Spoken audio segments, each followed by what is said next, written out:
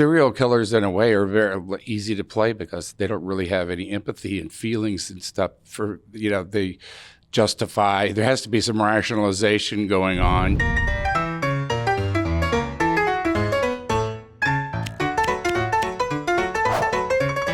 Hi there, everybody. Welcome to Den of Geek Studio at South by Southwest. I'm Alec Bojalad, and I am here with the folks behind Happy Face. Thanks so much for stopping by, everybody. I wanted to get started by asking Melissa and Jen. Melissa, you've told this story as a very personal story in many different mediums, but TV, episodic television, kind of provides a different opportunity here. What gave you the confidence the time was right for this and that Jen was the right person to shepherd it? And then also, Jen, what's made you particularly interested in Melissa's story? So I wrote my own story in Shattered Silence, and it was a very personal story to me back in 2008. Then I did the podcast Happy Face, and it was a story of a journey of meeting my father's victims' family members, and then also coming to terms with my identity because, the apple doesn't fall far from the tree, people say. And so I wondered about my DNA and if I could be genetically predispositioned in some way to be like my father, so I was worried. So the podcast answered that. Here, I feel like this scripted series is very special because it shows the reverberation of a person's crimes and how it affects many, many people that you don't even think it affects, from the perpetrator's family members to the victim's family members, then their struggle, both of these types of families, their struggle with the media. So I think it answers those questions as well. I listened to the first episode of the podcast just as a fan. It got suggested to me as a podcast I would like. And I listened to the first episode and immediately called my agent and was like, I have to write this, And I think we've all seen a lot of true crime shows and serial killer shows, but I had never seen one told from this angle. And, it's really a female POV. It's not about depicting violence against women or even glorifying the serial killer or thinking the serial killer is cool. It's much more about, the rippling effects of these kinds of crimes. As Melissa was saying, just sort of all the people that it affects. And so I just felt like it was kind of a twist on a genre that we all love. And so, I was excited to tell it. Annaleigh, I wanted to ask you, watching the first handful of, it's Peaches. Peaches made an appearance. I think a better interviewer might have ignored that. A better interviewer might have just rolled with the punches, but no. You're a great intervieer for I see doggy, I say hi doggy. Yeah, well, it's the elephant in the room. Annaleigh, in the first few episodes of the show, it seems like we're taking disjointed chronological narrative a bit with flashbacks. At any point in the show, do you ever get to depict the moment in which Melissa made this discovery? And what was it like kind of charting that path of grief and all of these compounding revelations? I'm just so grateful that I had this incredible writing to kind of unpack and navigate. There was a really clear arc for the character, and there were really clear conflicts for the character, which is, there's nothing better for an actor to get to play. And I think the way that you see her decision kind of unfold through flashback and memory is also the way that we navigate trauma.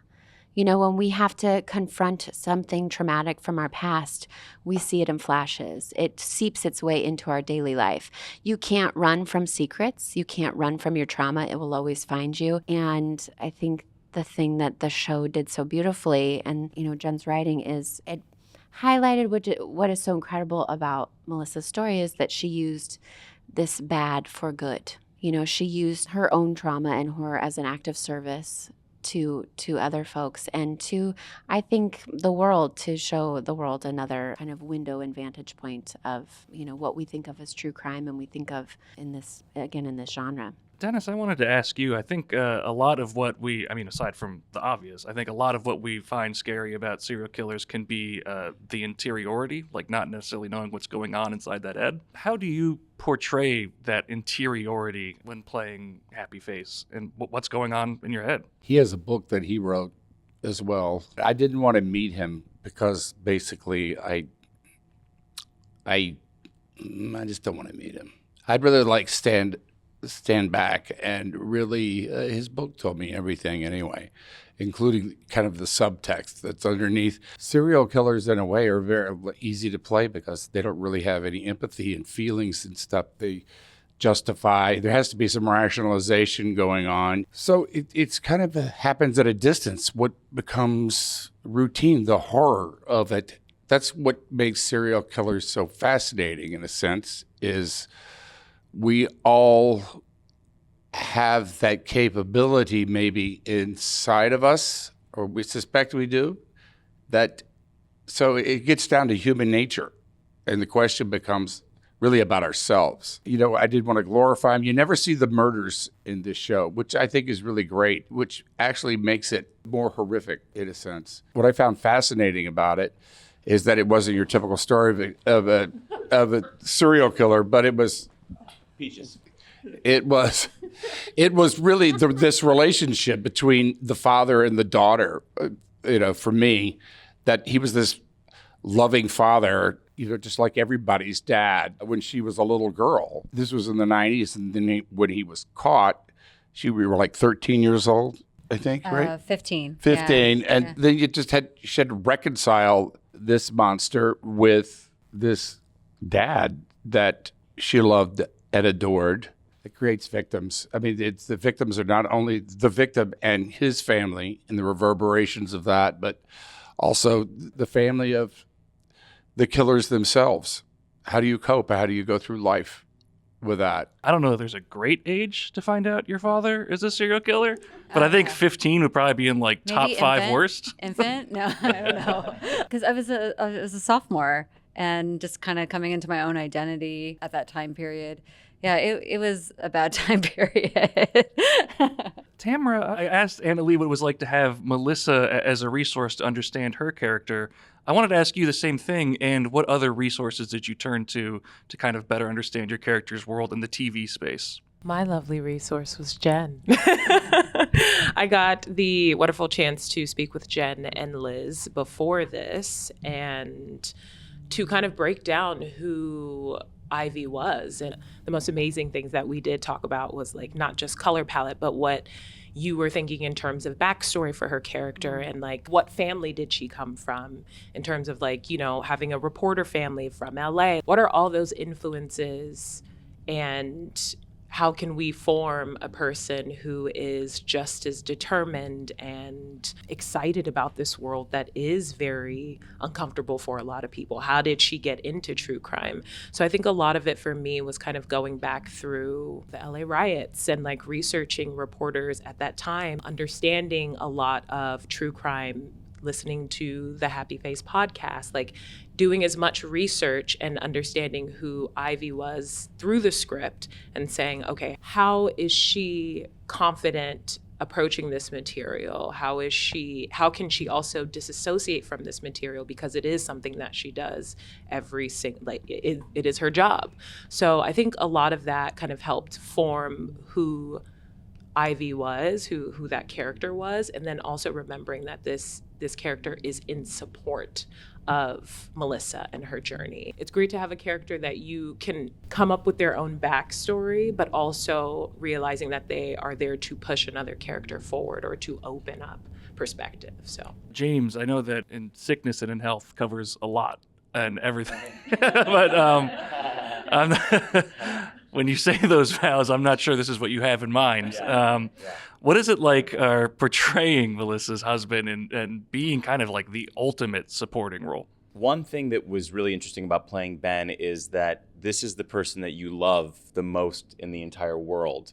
And so how do you show up in a scene and have empathy for them? Like there's a scene early on where Ben yells at Melissa or argues with Melissa that she still loves her dad.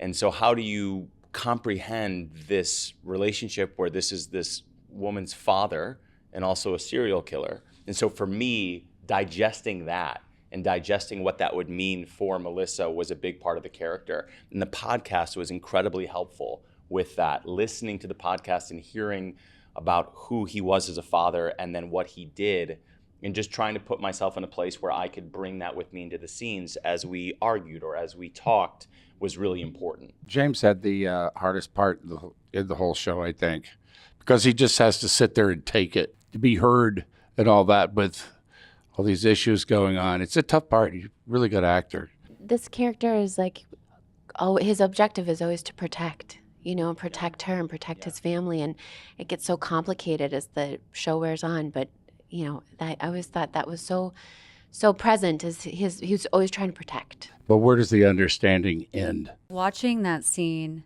was a really moving scene for me when James is arguing with Annaleigh about the letters, because I never really dove into why do I keep these unopened letters from my dad. So when I listened to their argument play out on screen, I asked myself that question, like, why do I keep these letters? And because of that, it opened up my mind to exploring it. I consider myself a true crime fan, even though the term itself almost sounds distasteful. This is kind of a challenging area to operate in a tasteful fashion without feeling exploitative. Have you ever come across anything online that talked about your dad that you were that you thought was just kind of beyond the pale or just upsets you? I think it's the artwork, the selling of his artwork, that, and also just people commenting on my mother too. I remember reading a post where they said no wonder why he was married to such an ugly woman. And that was brutal. I mean, the internet is a cruel, cruel world. To them, I'm not a real person and we're not a real family. And I think that's part of my work, is showing that there's real families affected, and that when you say these kind of things, they're really hurtful, That makes the mission of the show make a lot more sense even. Well, and as always, the internet was a mistake and should never have happened. Thank you to all of you for stopping by today. Lovely speaking with you. Happy Face, Paramount Plus. You're just like your old man.